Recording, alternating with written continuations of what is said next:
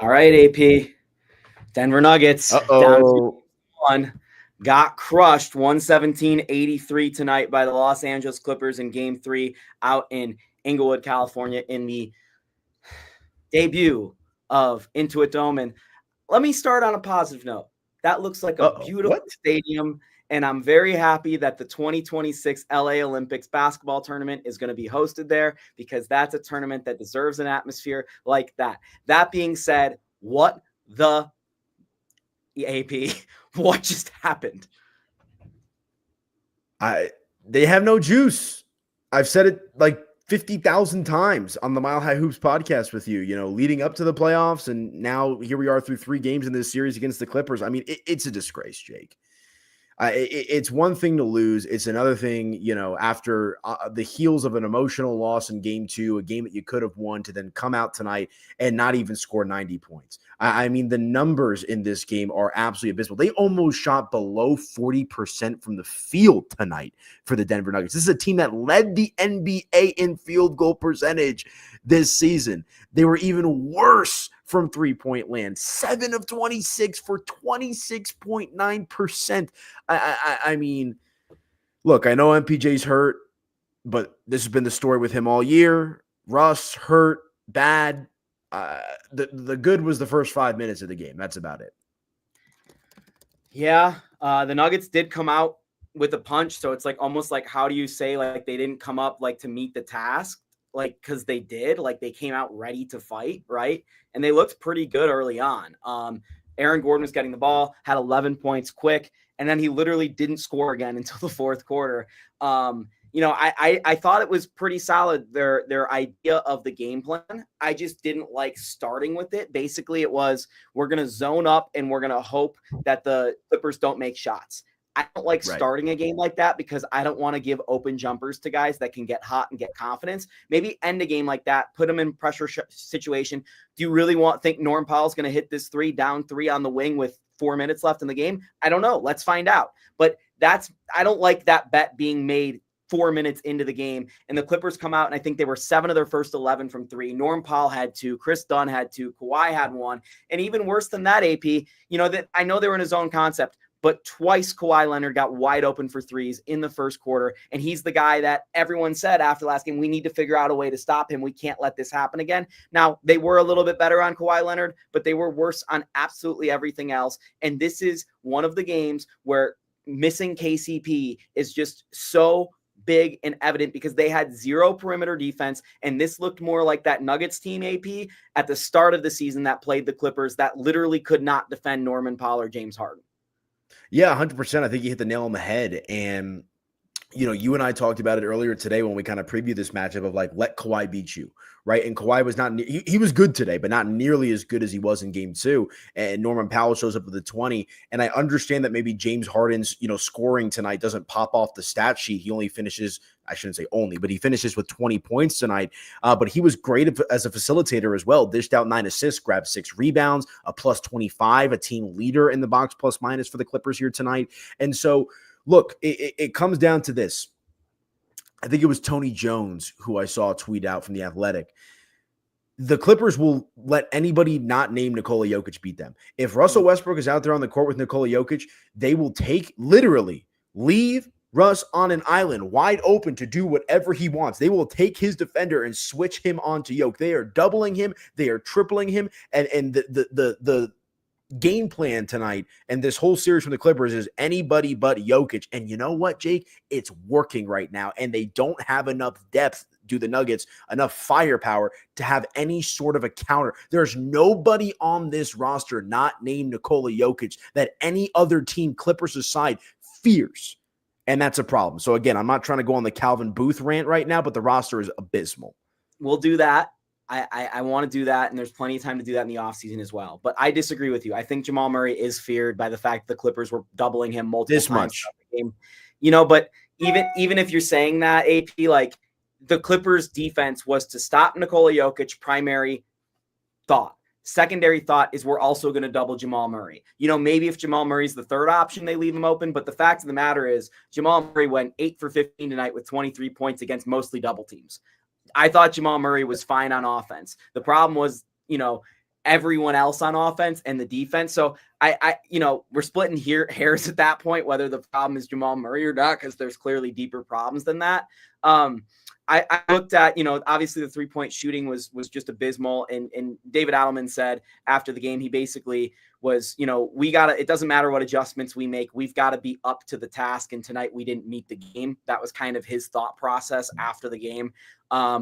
He also did mention, as you bring up Russell Westbrook, that he left the game with a hip injury is what he thought. He was listed as out with a foot injury. So Westbrook only played 9 minutes in the first half. He was a minus 16 in those minutes. I'm not putting the loss on Russ, but Russ was out there for that pivotal 23-2 stretch that the Clippers went on that completely flipped this game. The guy who was absolutely abysmal tonight when he was on the floor was Peyton Watson. He was a minus 29. And I'm going to do the rare thing and say, throw my hands up, say I was wrong. I thought Peyton Watson was the guy who needed to play a lot more for the Denver Nuggets. Clearly that was not true because they gave him a lot more burn tonight, and that was a mistake. I'm at the point where I'm so desperate with this roster, AP, where I'm just down to put Julian Strawther out there. Literally, the defense could not be worse, and the offense needs someone who can shoot. You and I both agreed on Peyton Watson. And I think it was, you used a good word. I think it was less about thinking that Peyton Watson could be the difference maker in this series, but I think it's the fact that Denver was desperate for a difference maker. And Peyton Watson was the only player, logically speaking. And look, we'll see what Strawther can do if he does end up playing more. But Watson was the one guy from a skill set profile that you felt like could impact this series. And tonight he was a team worse in the box plus minus. I mean, it was a tough watch. And again, and you also made a good point, like Jamal Murray was fine. And this isn't about Jamal Murray in particular, but when your roster is as bad and as flawed as it is, fine is not good enough from your second best player. Well, and this is what we're talking about with Nikola Jokic too, AP. Nikola Jokic can't be the third best player in the series when the roster is this thin. That's simple as that. And we've got a comment right now about big mistake firing Michael Malone. I don't think it was still. I don't think that's what happened tonight. I agree with you that Michael Malone is the best coach that the Nuggets have ever had. I think that the Nuggets are going to struggle to get a coach just as good as Michael Malone, but clearly his time was done in Denver. And if you look at Michael Malone would have made some adjustments. They would have come out with more fight with Michael Malone. All season long, we saw the Denver Nuggets cower when they were punched in the mouth, even at home when they got blown out like this. They didn't come back. They didn't make them tight games. And the last time Michael Malone coached a road playoff game, the Nuggets got blown out by 45 points. I'm not convinced this is Michael Malone. I'm convinced that this is who the Denver Nuggets are right now. Call it juice, call it roster, call it thinner margins, whatever you want to call it. The Denver Nuggets are not good enough, like Marco says in the comments. I was literally about to say the same thing. They're just not good enough. And again, this doesn't have to be a funeral show. They're only down 2-1. It's not like they're down 3-0. I mean, we've seen them come back from down 3-1 twice, albeit in the bubble, but it's not like we haven't seen that before. But again, I say this every single show that we do specifically after a loss. This roster is deteriorating before our eyes. They are a far cry from what they used to be. So, and I told you, I said it today, I had them losing tonight. I did. And I was at our Denver fan watch party at Sportsbook Bar and Grill for the NFL draft, as well as the Nuggets game. And my guy, Chad Andrews, was there. I was talking with Cecil. I was talking with Zach. I was talking with all the guys, right? And universally, it seemed like everybody was expecting Denver to be blown or to lose tonight. I don't think they expected it to be in the fashion in which it happened. 117-83. Again, for a high octane offense that typically can score 100 plus points in their sleep. So you got to tip your cap to the Clippers, right? They've done a great job. Ty Lue, Van Gundy, Kawhi healthy, James Harden, Norman Powell, Batum. They've done a fantastic job of attacking this series the right way. And frankly, they probably should be up 3-0. And I understand that there's a lot of people out there that disagree with that take from me on after game one. But it's just the fact of the matter. And, I think the only thing, just again, after we've gone in on the roster, the only thing that I think can pull Denver out of this hole right now and give them a chance in this series, pride. Do they have pride? Do they look themselves in the mirror? We're at gut check time of, you know what? This is embarrassing. We're better than this. We got to go out there and show it, because X's and O's, the Clippers got to beat. All right. We've got another comment here. Nuggets have to figure it out before it's too late. They're down 2-1. They have no draft picks. Nikola Jokic is 30. They fired their head coach, and they're completely making over their front office this offseason. When is it too late? It is too late. The train left the station a couple months ago, man. This is desperation time. This is the time where you panic and trade for LaMelo Ball. Like, this is not good.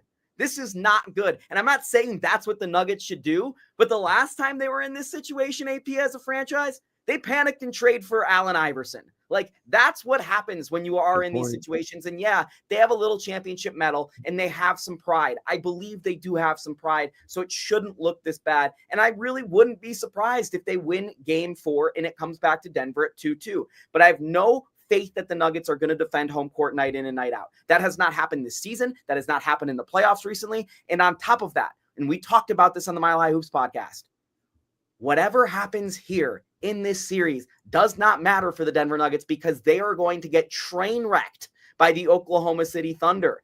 Maybe the Clippers can put up a fight, but the Denver Nuggets are not positioned to do that. So is it too late? Yeah, it's too late. And to me, the sign that, the worst sign, it's the 3-point shooting. It's everything. We talked about CB a little last game. He only had 3 points. He had 4 points before garbage time tonight.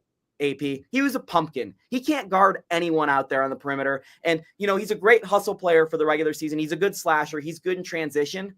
I'm not convinced he's much more than a guy like Corey Brewer. He's a guy that hustles around in the regular season, makes a lot of his money then. But it's the playoffs. I don't know that I want CB out there. And maybe this is unfair to say about a third-year player who has a lot of growth left to do. And I actually like CB a lot. But he is not a fit for this roster. They need a 3-and-D player, not a slasher who can use his body to play good physical defense against some guys. They need a point of attack defender. That much has been made clear through three games. They're missing that guy. They can't guard the perimeter, and it doesn't matter if you do transition scoring or not in the playoffs because that just doesn't happen. Yeah, and I mean, like you talked about, like, is it over, right? And frankly, look, like, hindsight's always 20/20, right? But what we're learning is it was over after Minnesota bounced them. And I was in favor of running it back with this roster because you have championship DNA, right? But the fact of the matter is MPJ's not as good as he once was, right? Whether for whatever reason it might be. Jamal's been up and down. Aaron Gordon's lost a step, right? Christian Brown and I understand there's a lot of, KCP isn't that good with the Magic. Do you see a 3-point shoot? But he brings veteran prowess, he brings determination, and he's a pro. And it just looks like, and your point about Christian Brown, not good enough, whatever it might be, and this applies to everybody, and the panic trade with Allen Iverson back then. You have the best player in the world. There is a certain standard that you need to live up to, and Denver's over here acting like we're back in the Melo days where Melo's a really good player up and coming, right? Oh, let's go get Allen Iverson. Like, no. You have prime LeBron James. You have prime Steph Curry. You have prime Michael Jordan. You have prime Shaq. And you're treating this roster like it's a bunch of college kids out there. And that's where, again, there's still series left. But when we do eventually get to the offseason, they've got to tear this thing down and build it back up because it is a disgrace to have Jokic be as good as he has been throughout the course of the season. And I understand he has been fantastic in this series. But again, the fact that Denver is even in this position is inappropriate. It's frankly inappropriate. So again, there's a lot of moving parts. You give credit to the Clippers and whatnot, but this is not surprising with how we saw this regular season play out. It's not. I know it sucks, and I know that Nuggets fans, don't like to talk bad about their team, and they want to be yippee-ki-yay and, have their little hat on and see Rocky hit the backward shot and have a good time at Ball Arena. But frankly, when you have the best player in the world, there is a responsibility that right now Denver's not living up to. I'll ask you this before I give you David Adelman's explanation of this. When the Nugget starters checked out before garbage time officially began, Michael Porter Jr. left the bench, went straight to the locker room. Do you have a problem with that? Do you think that's the sign of something deeper? Or is that just kind of, he needs to go do whatever he had to go do?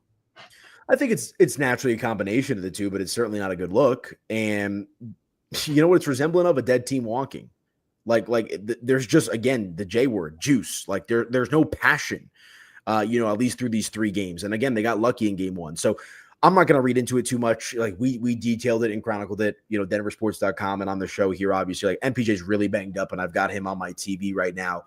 He's got his hood up in the locker room doing his post-game press conference. I mean, there's no joy with this Denver Nuggets team right now. That's the fact of the matter. And that's one of the reasons why they fired Michael Malone, is that joyless team was the situation throughout most of the season. I go back to what David Adelman said about this situation with Michael Porter Jr.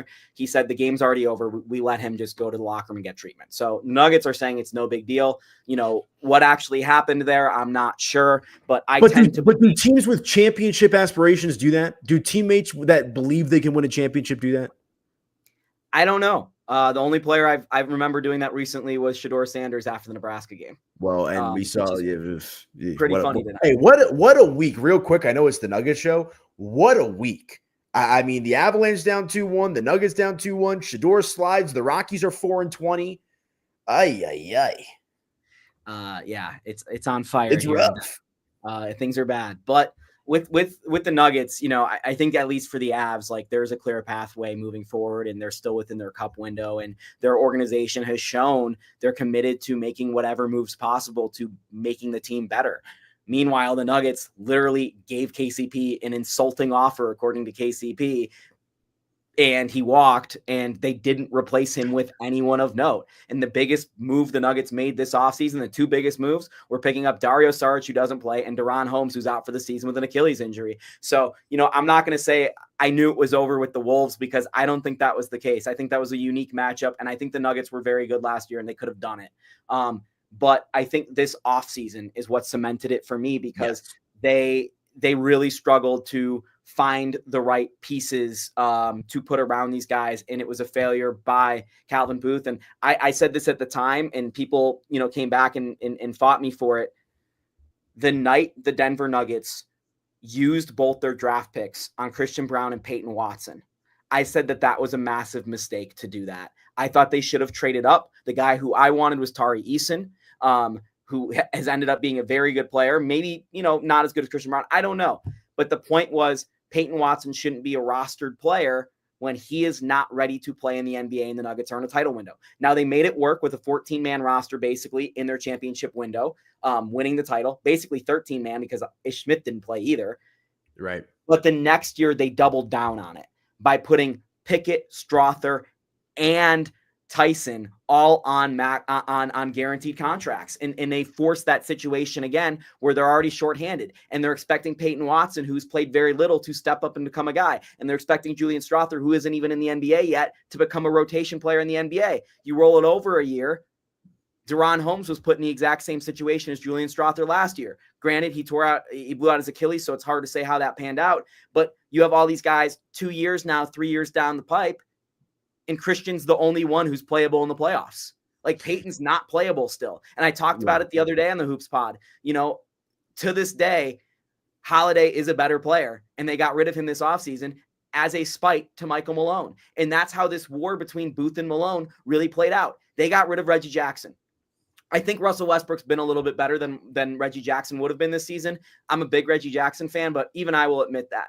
In the same regard, the deal was done with assets the Nuggets could have used to acquire a guy like Nick Richards, who was valuable for the Suns after the trade deadline. So, and the Nuggets could have used a backup big tonight when Ivica Zubac is going into the paint and he's met by 6'0" Jalen Pickett, who can't contest him. So, when people talk about the roster issues and how this plays out, you can see it happening in the game. There are specific examples of issues the Nuggets had with their roster building and how it played out in this game 3. But I'm going to go positive for a second. I'm just going to completely lift the mood up, Jake. Tell me.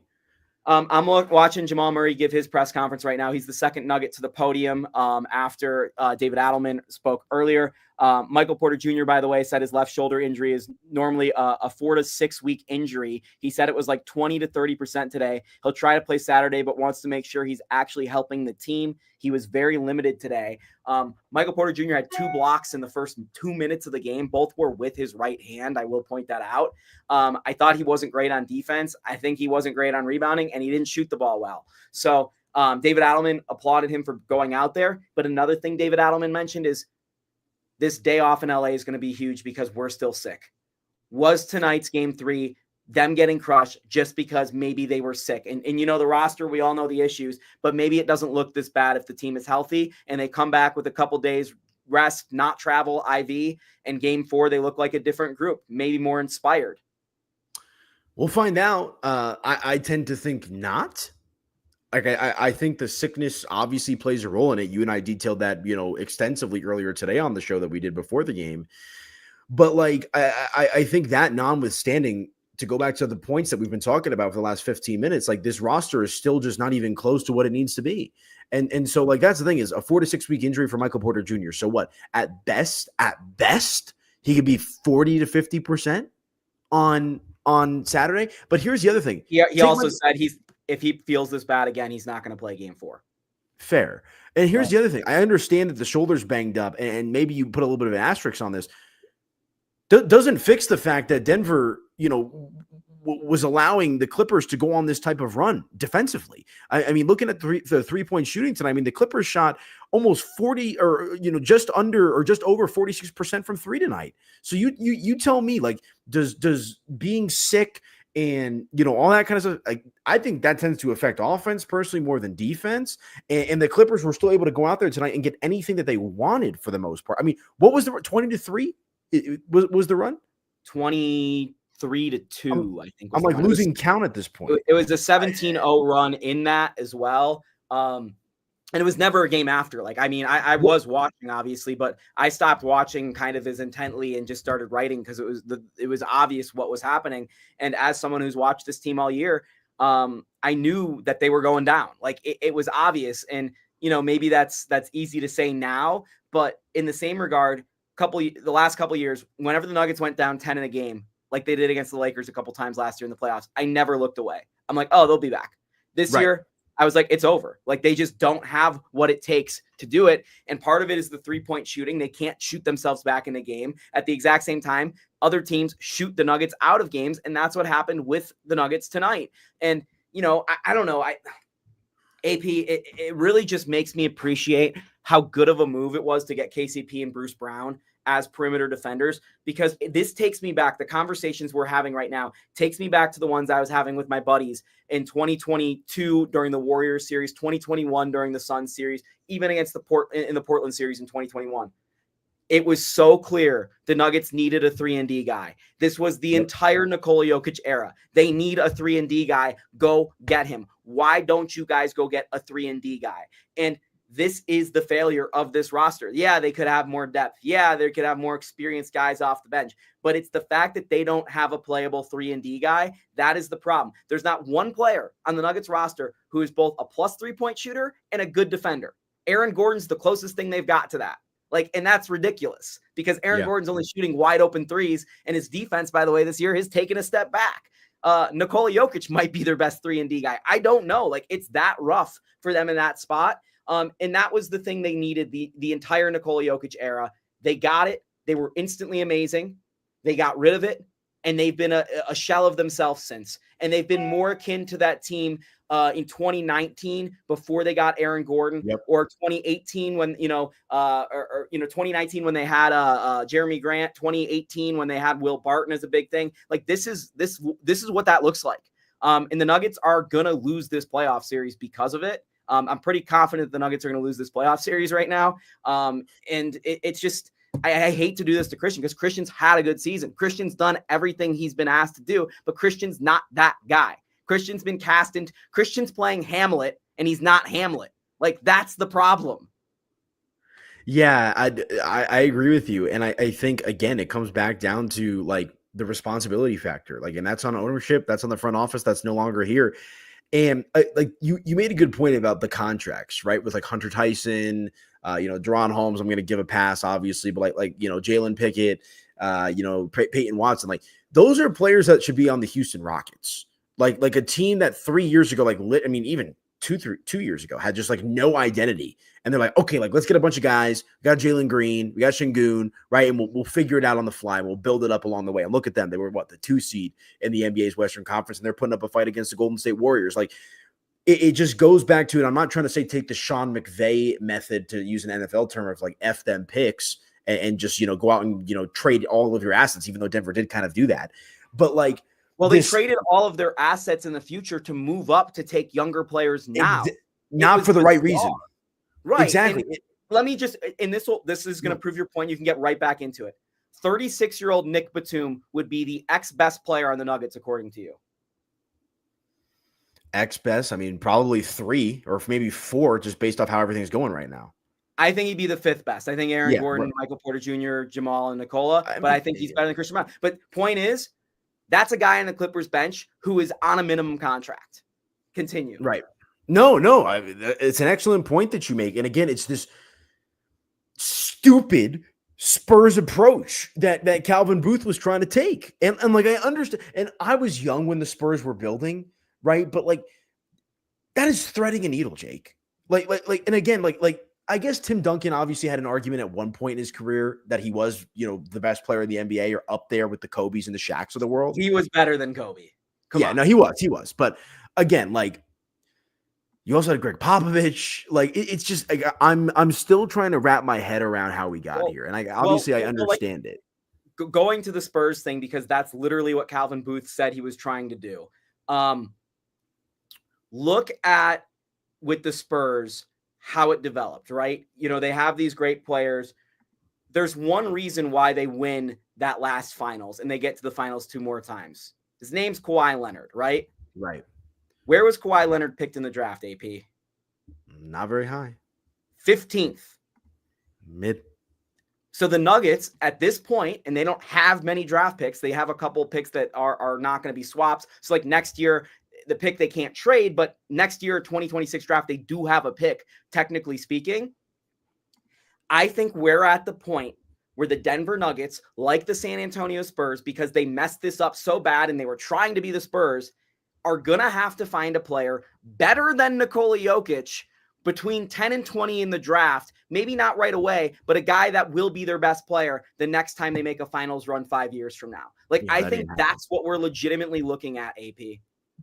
Yeah, no, and that's not happening. And the other thing with the Spurs here too is, like, you got to think, like, early on in Tim Duncan's career, right? Like, he had Robinson, he had Steve Kerr, like he had these guys, and then it's like, oh, like Manu develops along the way, Tony Parker develops along the way, like there.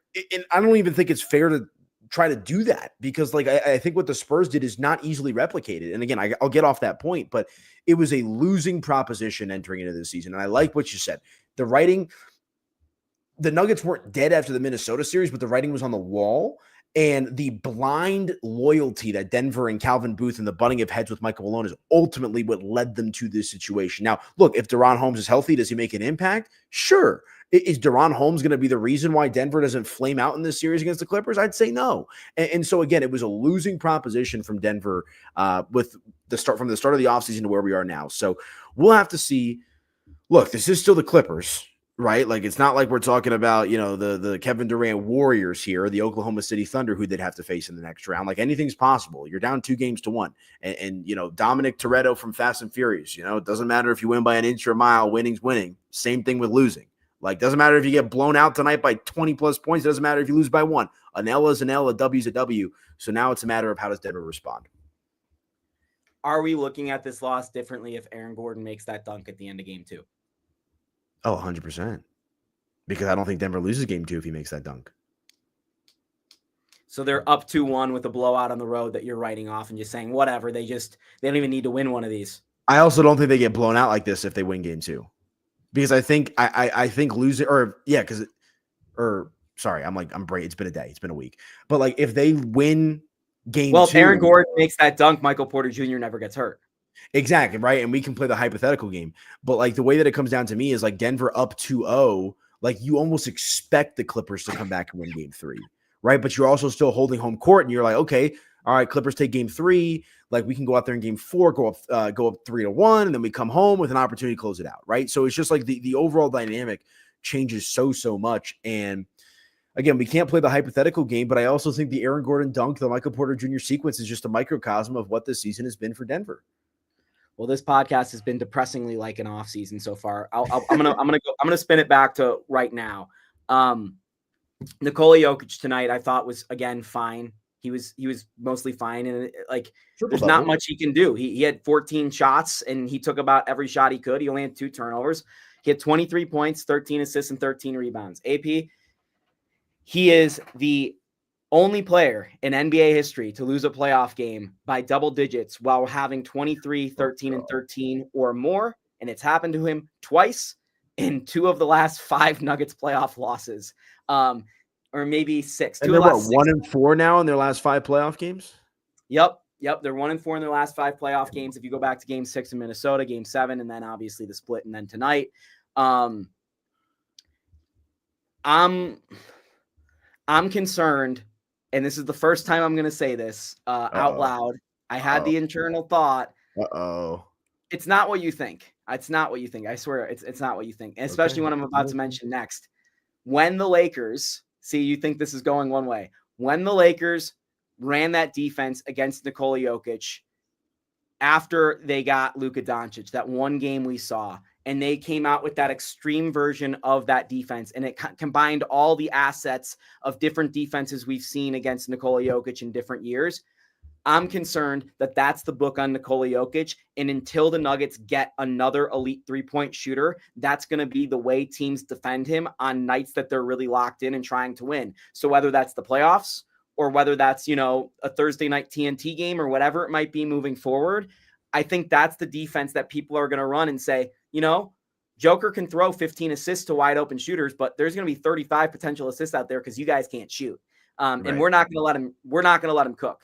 And we saw it in Game 2 by the Clippers, where he only got 1 2-point field goal attempt through the first 30 minutes of that game. And we saw a little bit more of it tonight, again, with Ivica Zubac really manning Nikola Jokic up well, which is crazy to say when he's 9 of 14. But it's clear that this is the defense on the Nuggets. This is the book on the Nuggets. And there has never been a book on Nikola Jokic. There have been always things that you could do to bother him, like getting in passing lanes with length. But there's not a thing that's ever worked in completely shutting down Nikola Jokic so long as Jamal Murray's been healthy. This is happening with Jamal Murray healthy, and that's the biggest red flag to me, because the Nuggets have never looked like this with Nikola and Jamal healthy. Their offense has never been this bad. Yeah, and that's why, assuming Denver does go down sorry in the rest of the series, you got to shake it up, and it's because there's not an answer on the roster. Like, you and I were both in agreement that maybe, and it was living on a prayer in my head, that Peyton Watson, not with what you just described, but in general, could be a difference maker in this series. Clearly, that's not the case. Jalen Pickett too small. Julian Strawther maybe not in game shape. So buckle up. Again, they're only down 2-1. The series is not over. But if tonight was any indication of where they're at mentally and physically, they're going to go down sorry. Do you feel a little bit better that you got it off your chest at least? Yeah, but it's also like, I don't know. It almost like if you ever had a girlfriend that you're probably like not going to end up being with long term, and you're like, we're probably going to break up in the next month, but like you're kind of just down for the vibes. Like, maybe it'll change. Like, that's how I kind of feel right now. Like, it's fun to take her on a date, go to the movies, but it's just like, I just like this ain't it. I spend 6 hours with her and I can't. Yeah, right. Yeah. I dated that girl for 2 years. She knows who she is. It was rough, dude. I've been in a similar I feel bad because she was a really good person, just like this Nuggets team, full of a lot of good people. Like, fun to watch a lot of times, but ultimately not up to the snuff or up to the task. And I guess my biggest question moving forward for you right now that you can kind of answer is, we are 6 games into the David Adelman experiment. Oh, God. Are you leaning any sort of way on it right now? Yeah, there's only one way to lean. There's absolutely no way this guy could be the full-time head coach. Are you kidding me? And I understand like tonight's a microcosm.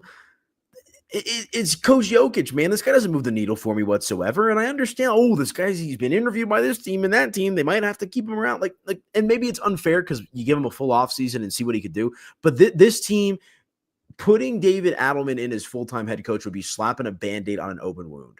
You need to go out there and get the surgery, right? Like strip it down, build it back up, get the metal rod inserted into your knee or your hip, whatever it is. Like you need to reconstruct this thing. And so that's no disrespect to David Adelman. I think he could be a fine head coach in the NBA. Not right now, and not with Nikola Jokic in his prime. And I'll say this, and I'll end on that. If Denver does hire David Adelman as the full-time head coach, they're an unserious organization. That's how I feel. I hate to feel this way. And again, another kind of intrusive thought I've had for several years now covering the Nuggets.